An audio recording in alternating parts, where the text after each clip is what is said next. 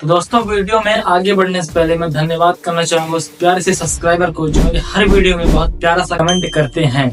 Lakshmi pandal, thank you very much. आपके इस छोटे से कमेंट से हमें आगे कड़ी मेहनत करने के लिए प्रेरणा मिलती है। आखिर क्यों पड़ती है कड़ाके की ठंड? मुंह से भाप निकलने के पीछे साइंटिफिक रीजन। दोस्तों, एक बड़ा मशहूर शेर है कि बात जब मैं करूं मुंह से निकले धुआं, जल गया मेरे दिल का जहां। क्या आपने कभी सोचा है कि ठंड में मुंह से इतना भाप या धुआं आखिर निकलता क्यों है? जाने आखिर क्यों पड़ती है ठंड और क्या है मुंह से भाप निकलने की वजह।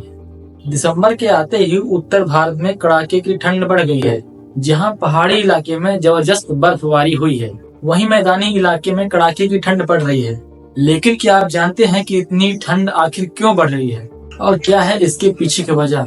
आइए मौसम परिवर्तन के बारे में विस्तार से जानते हैं। दोस्तों, दिवाली के त्योहार के बाद मौसम ठंडा होने लगता है।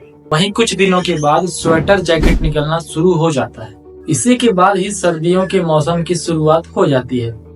आपको बता दें कि सीजन्स को 4 भागों में डिवाइड किया गया है: स्प्रिंग, समर, ऑटम, विंटर। तो ठंड इसलिए पड़ती है क्योंकि जब पृथ्वी सूर्य की ओर चक्कर लगाती है, जिस वजह से गोलार्ध सूर्य की ओर झुका रहता है, इसलिए उसे ज्यादा धूप मिलती है और वहाँ गर्मियों का मौसम आ जाता है।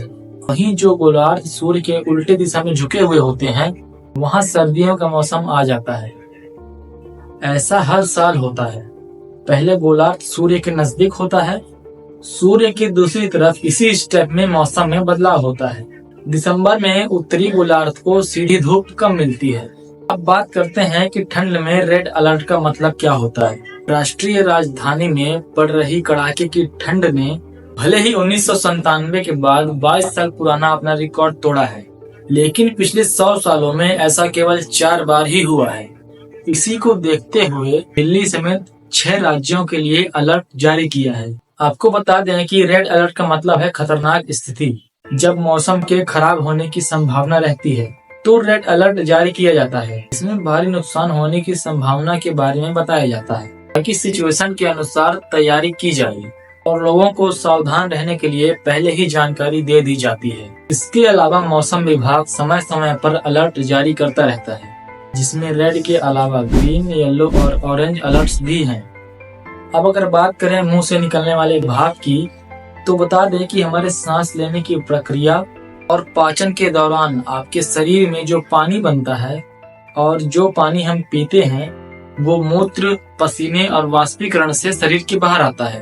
ये तो आप जानते ही होंगे कि इंसान के शरीर का औसत तापमान 98.6 डिग्री फ़ारेनहाइट यानी 37 डिग्री सेल्सियस होता है। सर्दियों में जब हम सांस छोड़ते हैं तो सांस के साथ हमारा शरीर का पानी भी निकलता है और यही शरीर का पानी जब बाहर की ठंडी हवा से मिलता है तो आपस में रिएक्शन करके छोटे छोटे बूंदों में बदल जाते हैं और इसका परिणाम ये होता है कि ये आपको धुएं जैसे दिखाई देते हैं। अचानक क्यों बढ़ी ठंडी?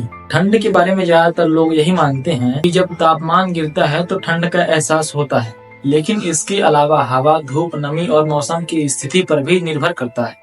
तापमान के लिहाज से देखें तो यदि अधिकतम तापमान 2.5 डिग्री सेल्सियस है और न्यूनतम तापमान 15 डिग्री सेल्सियस है तो गुलाबी ठंड महसूस हो सकती है। लेकिन जब अधिकतम तापमान 20 डिग्री सेल्सियस हो जाए और न्यूनतम तापमान 5 डिग्री सेल्सियस हो तो ठंड ज्यादा महसूस होती है। दिल्ली एनसीआर में भी अचानक से ठंड बढ़ने का यही कारण था। तो दोस्तों, अगर बात की जाए कि क्या इतिहास में भी इसी तरह की भयानक ठंडी पड़ती थी, तो इसके भी कुछ उदाहरण सामने आए हैं। मैं एक एक करके आपको बताता हूँ। नंबर 1, लघु हिम युग, जिसको इंग्लिश में लिटिल एज भी कह सकते हैं, जो 14वीं से 19वीं सदी तक था। ये समय करीब 1300 से 1850 के बीच था। तो यूरोप, एशिया और उत्तरी अमेरिका में बहुत ज्यादा ठंड बढ़ गई थी। नदियां जम गई थी, फसलें खराब हो गई थी और कई जगह अकाल पड़ा। उदाहरण के लिए इंग्लैंड का थेम्स नदी 17वीं और 18वीं सदी में थेम्स नदी जम जाती थी और उस पर मेले लगते थे। भारत में जब मुगल काल का शासन चलता था, बाबरनामा में जिक्र है कि उत्तर भारत में बहुत ज्यादा ठंड पड़ती थी और लोग इसकी वजह से बहुत परेशान रहते थे। नंबर 2, 1816, ये वो समय है जब पूरा साल बिना गर्मी के बीतता था ये 1815 में इंडोनेशिया के माउंट तंबोरा ज्वालामुखी विस्फोट के कारण हुआ। इस विस्फोट ने एनवायरनमेंट में इतनी राख और धूल फैलाई कि सूर्य की रोशनी कम हो गई, जिससे 1816 में तापमान बहुत ज्यादा गिर गया। इसका बुरा असर ये हुआ कि यूरोप और अमेरिका में फसलें खराब हो गईं और लोग भूखमरी के शिकार हो गए। नंबर 3, 65 मिलियन ईयर पहले जब डायनासोर युग का अंत हुआ, जब एक बड़ा उल्का पिंड पृथ्वी से टकराया तो धूल और राख ने सूरज की रोशनी को कई सालों के लिए ढक दिया। इससे ठंडक इतनी बढ़ी कि डायनासोर का अंत हो गया। आधुनिक समय की अगर बात करें तो 2014 का अमेरिका का पोलर वॉर्टेक्स, वहां के कई हिस्सों में तापमान -30 डिग्री सेल्सियस के नीचे गिर गया था। 2021 में साइबेरिया की ठंड, जहां तापमान -50 डिग्री सेल्सियस तक गिर गया।